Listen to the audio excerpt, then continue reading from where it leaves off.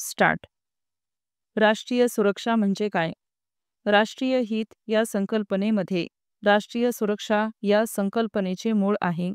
भारताच्या सुरक्षा धोरणामध्ये देशाचा भूखंड, सार्वभौमत्व आणि स्वातंत्र्य यांचे रक्षण हे पायाभूत घटक आहेत.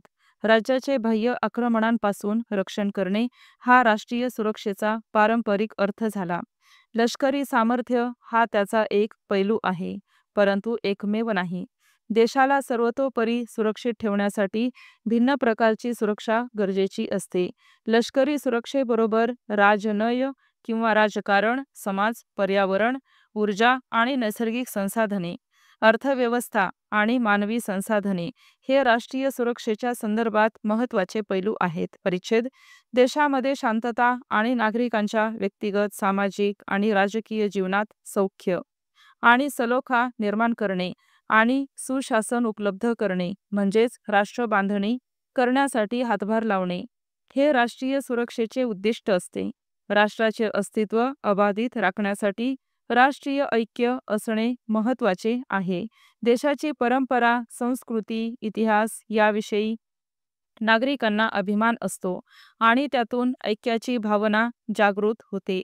शांतता काळात जागरूक राहून राष्ट्राच्या संरक्षणासाठी निर्माण केलेल्या संरक्षण व्यवस्थेला राष्ट्रीय सुरक्षा असे म्हणतात.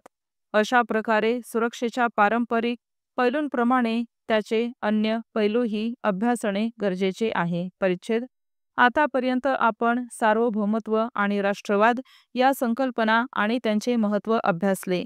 तसेच राज्य या संकल्पनेतील विविध घटक आणि राष्ट्रीय हित ही संकल्पना आपण अभ्यासली.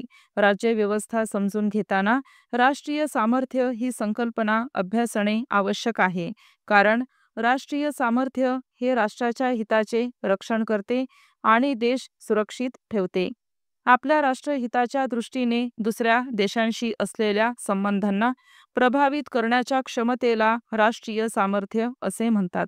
प्रत्येक राष्ट्र आपल्या अस्तित्वासाठी आणि स्वहिताचे रक्षण करण्यासाठी आपले राष्ट्रीय सामर्थ्य वाढवण्याचा अनेक प्रकारे प्रयत्न करीत असते. परिच्छेद. राष्ट्रीय सामर्थ्याविषयी बोलताना आपण देशाच्या सैनिकी सामर्थ्यावर सर्वाधिक भर देतो. आता आपण राष्ट्रीय सामर्थ्याच्या विभिन्न घटकांची ओळख करून घेऊ. त्यांचे मूर्त आणि अमूर्त घटक असे वर्गीकरण केले जाते. जे घटक आपण पाहू शकतो आणि ज्यांचे मोजमाप करता येते ते मूर्त, आणि जे केवळ अनुभवता येतात आणि प्रत्यक्ष पाहता येत नाहीत ते घटक अमूर्त होत. परिच्छेद. भौगोलिक घटक अभ्यासताना आपण त्या देशाचे क्षेत्रफळ, हवामान आणि ऋतुमान तसेच त्याचे जगातील भौगोलिक स्थान, पर्वत शिखरे आणि नद्या यांचा अभ्यास करतो. तुम्ही जर भारत देशाचा नकाशा पाहिलात तर आपल्या उत्तरेला हिमालयाची नैसर्गिक सीमा तयार झाली आहे. याशिवाय नकाशामध्ये भारताची किनारपट्टी दिसते. परिणामी भारताची हिंदी महासागर क्षेत्रातील भूमिका महत्त्वाची ठरते. कच्चा माल आणि नैसर्गिक संसाधने यामध्ये अन्न, कापूस, रबर आणि ताग हे वनस्पतीजन्य पदार्थ, दूध, मासे, मांस, तेल या प्राणीजन्य पदार्थांचा, लोखंड, कोळसा यांसारखी खनिजे यांचा समावेश होतो. भारत हा जगातील सर्वात मोठ्या दूध उत्पादक देशांपैकी एक आहे.